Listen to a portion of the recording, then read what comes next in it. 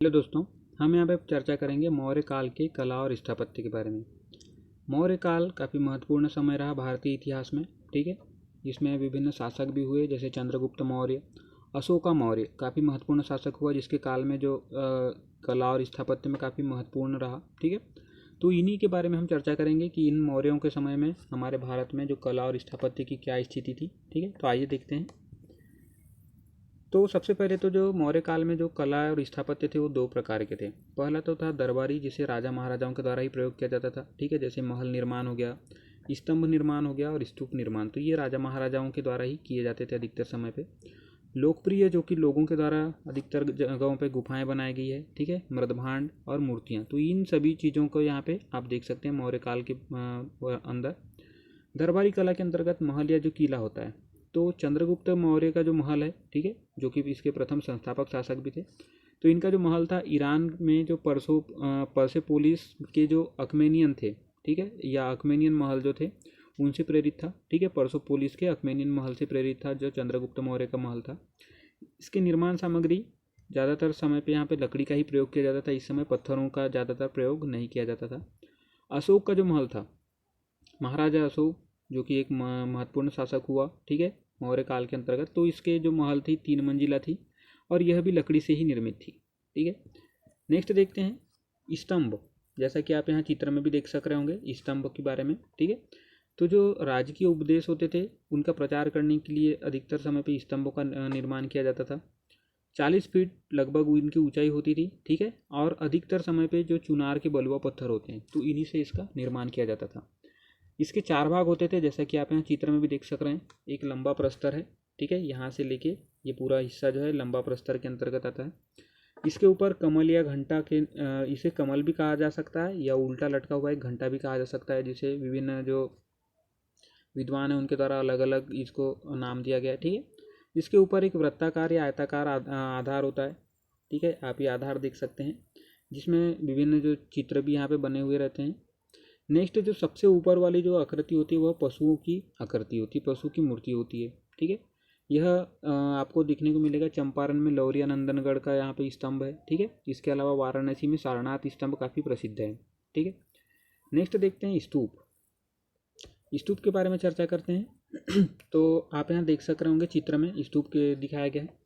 तो वैदिक काल में जो कि समाधान टीले होते थे, तो उन्हीं का उन्नत रूप जो है यहाँ पे मौर्य काल में स्तूपों के रूप में प्रयोग किया जाता था, जहाँ पे किसी व्यक्ति विशेष के मृत्यु पश्चात उसके जो अंग या उसकी अस्थियाँ जो रहती थी उसके ऊपर इस प्रकार के स्तूप का निर्माण कर दिया जाता था।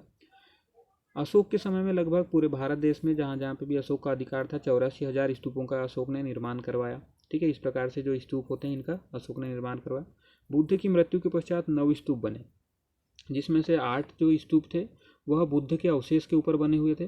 ठीक है, उनके विभिन्न जो अंग हैं उनके अवशेषों को विभिन्न अंगों को रखकर उसके ऊपर स्तूप बनाया गया।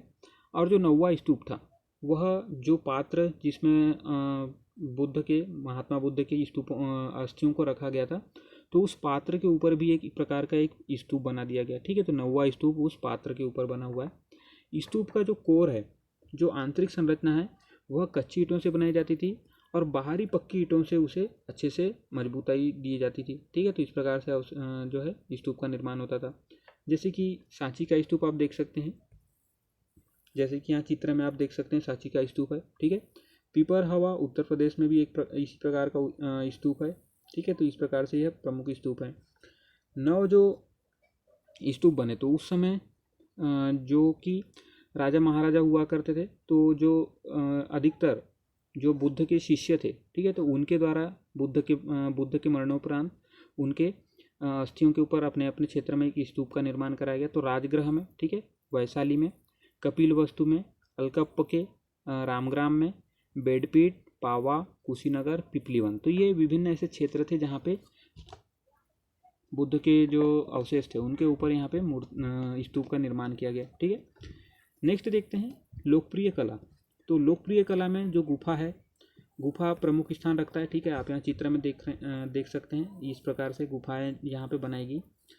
तो गुफा महत्वपूर्ण स्थान रखता है, जो कुछ चट्टानों को काट कर बनाया जाता था। आप देख सकते हैं एकाश में चट्टान को ही काट कर यहाँ पर, ठीक है, यहाँ से एक प्रकार का रास्ता बना के अंदर में यहाँ पे गुफा का निर्माण किया गया है।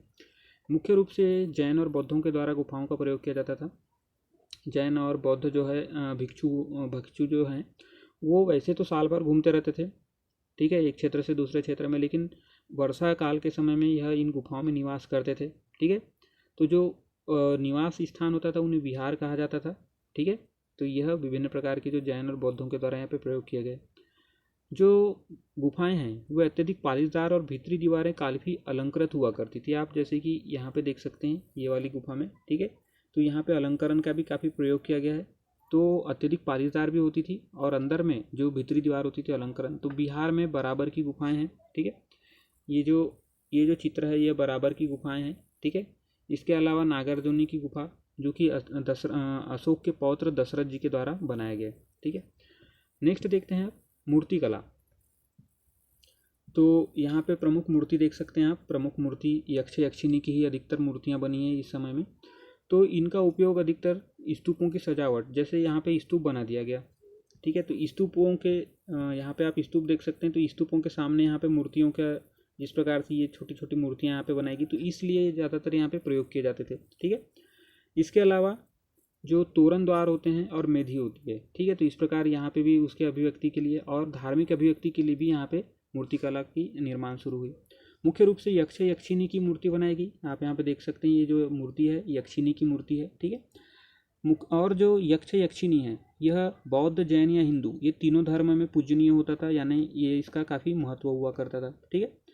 मृदभांड जो मिट्टी के बर्तन हैं मृदभांड कहलाते हैं, ठीक है। तो मृदभांड जो है उत्तर काले पालीदार मृदभांड थे, ठीक है, जिसे NPW कहा जाता है, जिसे चित्रित धूसर मृदभांड भी कहते हैं। तो ये मृदभांड यहाँ पे इस प्रकार के पाए गए और ये जो मृदभांड थे काफ़ी महंगे थे, इसलिए विलासिता की वस्तु के अंतर्गत आते थे और आमजन होते थे वो साधारण मृदभांड का प्रयोग किया करते थे, ठीक है। तो इस प्रकार से हमारी चर्चा हुई। देखते हैं हमने क्या क्या अध्ययन किया।